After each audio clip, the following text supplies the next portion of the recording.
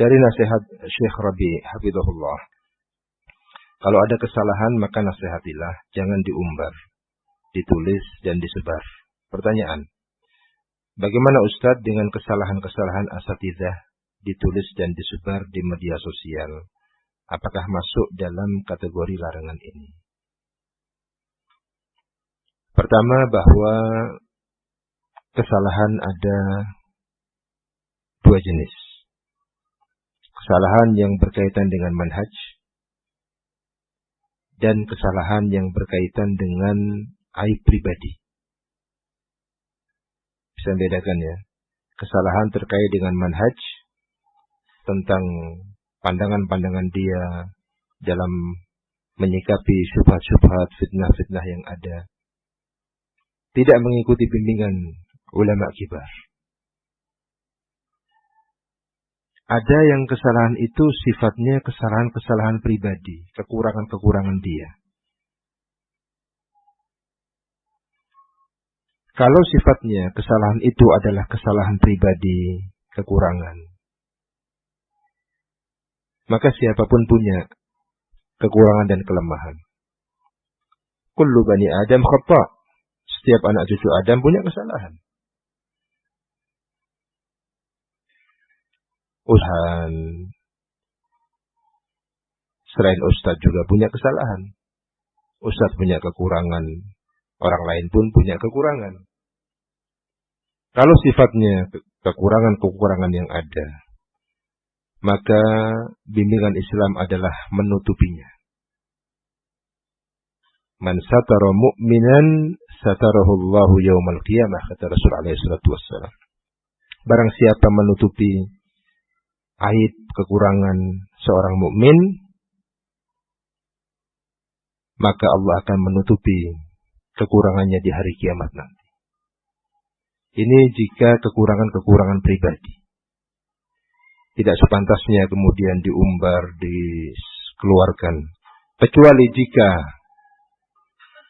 yatadarrar bid-da'wah, merusak nama dakwah, membuat orang lari dari dakwah. Membuat, mencoreng nama baik dakwah dan mencoreng nama baik doa. Kesalahan yang dilakukan itu. Maka bisa yang demikian dilakukan, tetapi hendaknya dengan bimbingan asatidzah yang hakim. Tidak bertindak sendiri. Tidak bergerak sendiri, tetapi meminta bimbingan. Kira-kira tepat atau tidak jika yang seperti ini kita muat. Harus ada bimbingan. Tidak bisa ikhwan melangkah sendiri, semaunya sendiri. Karena bisa saja dia anggap sesuatu itu menimbulkan efek positif, tetapi ternyata menimbulkan efek negatif yang besar. Kalau saja berimbang antara positif dan negatifnya, itu yang didahulukan adalah mencegah adanya unsur negatif dibandingkan mengambil sisi positifnya. Kalau berkaitan dengan permasalahan manhaj, dilihat jika mempunyai dampak negatif terhadap ikhwan, terhadap hayalah umum, maka tidak mengapa yang seperti itu diperingatkan. Karena dia sudah menyebarkan penyimpangan-penyimpangan, menyebarkan kesesatan-kesesatan di tengah masyarakat atau di media umum. Hukum asalnya adalah boleh, tanpa harus memberikan nasihat terlebih dahulu. Hukum asalnya. Tetapi sekali lagi, dalam permasalahan-permasalahan seperti ini, dalam masalah-masalah fitan, masalah-masalah fitnah, hendaknya seorang ikhwan berkonsultasi dengan ustadz yang ada di tempatnya. Berkonsultasi dengan ustadz yang bisa membimbing, yang dikenal hakim, yang dikenal mengerti, menimbang antara maslahah dan mafsadah. tidak kemudian bertindak serampangan.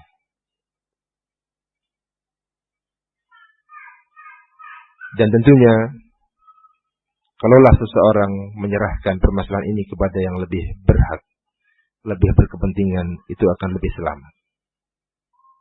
Ada orang-orang yang sesungguhnya lebih berhak untuk melakukan tindakan-tindakan seperti itu, maka akan lebih selamat dan dia tidak tersibukkan dengan hal-hal yang seperti ini.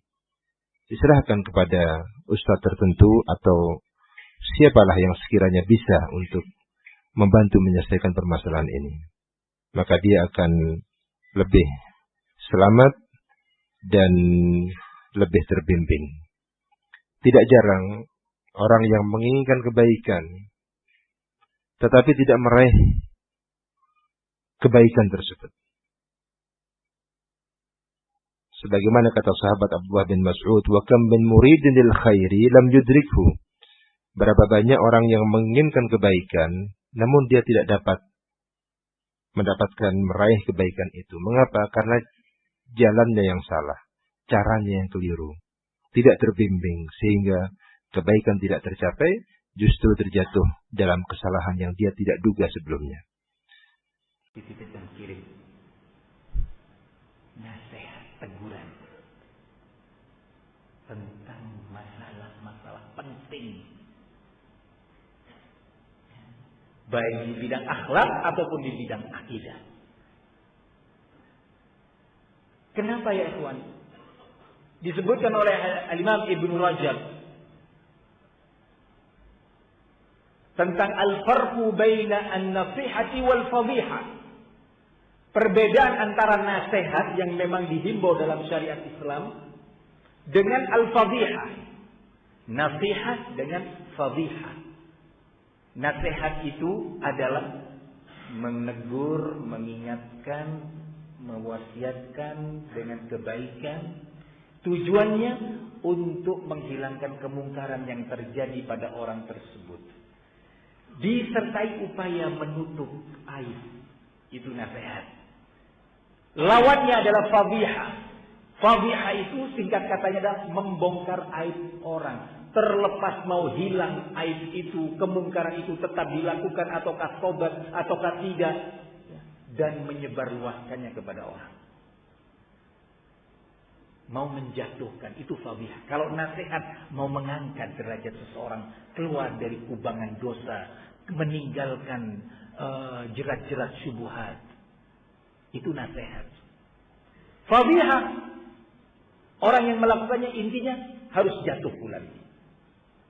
Mau tobat nggak tobat terserah, jatuh dia. Itu fadhiha.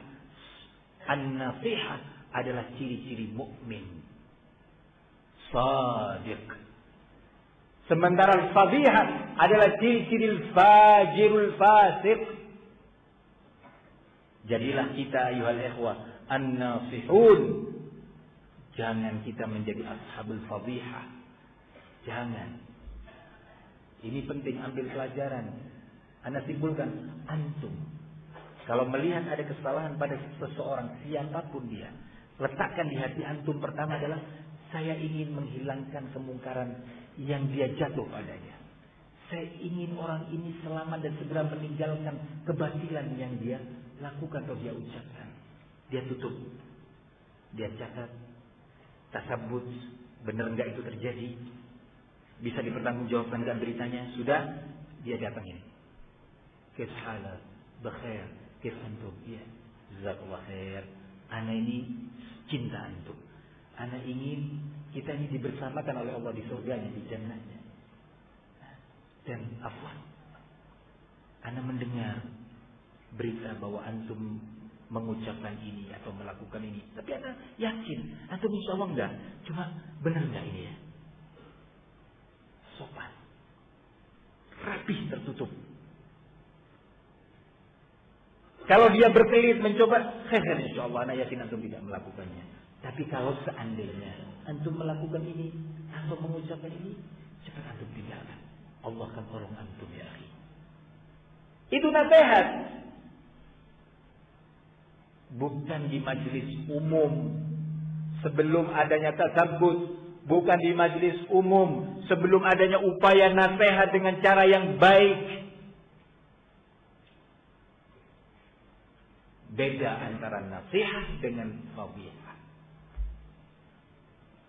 Yang dilakukan oleh atba' Abil Hasan, atba' Falil Harbi, dan kemudian Yahya Al-Hajuri adalah fadhihah. Antum lihat di dunia maya.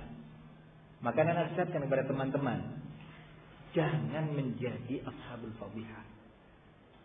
Jangan sampai kemudahan yang ada ini dalam bentuk alat-alat komunikasi memudahkan kita atau menjadikan kita bermudah-mudahan mengumbar aib orang. Jangan. Barakallahu fikum. Apalagi disertai dengan caci makian. Tolong ayyuhal ikhwah. Ya. Kalau masih ada, cepat taubat. Cepat tinggalkan itu. Jangan kebodohan mereka kita balas dengan kebodohan. Jangan. Sabar. Sabar. Itu insya Allah kalau kita sabar dan yakin, setidak-tidaknya membantu menghapuskan dan membersihkan dosa-dosa kita. Allah gugurkan dosa-dosa kita. Sabar. Minta tolong kepada semua ikhwan yang bisa akses ke dunia internet, ya, melalui WA ataukah melalui Telegram ataukah yang lainnya. Ya, bukan ini berarti saya menyetujui enggak antum menyibukkan diri dengan itu, enggak. Cuma sudah terlanjur terjadi, sulit untuk direm dan dihentikan.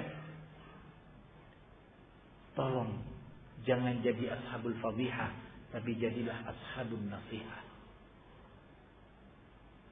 Ambil pelajaran dari fitnah-fitnah yang tadi saya sebutkan. Atba' Al-Hajuri setelah berusaha mengkelabui salafiyin dengan kilatan-kilatan tazkiyah untuk syekh mereka, intinya untuk menolak kritikan terhadap guru mereka dengan asabiyah. Bermula juga sama. Itu orang-orang yang ada di sekitar Syekh Rabi, orang-orang yang menyampaikan berita-berita dusta, persis pernyataan sururiyin terkait Syekh bin Baz dan yang lainnya, persis pernyataan Falih Al-Harbi dan pengikutnya terhadap Syekh Rabi, persis pernyataan Abul Hasan, persis. Nah, ikhwani fi din azza wa iyyakum, Syekh Rabi meminta kepada Falih Al-Harbi, mana dalilnya, mana buktinya? Syekh Rabi meminta dalil dari Abul Hasan yang menuduh masyayikh di Aden dengan tuduhan-tuduhan Haddadiyah. Mana buktinya? Tolong tunjukkan.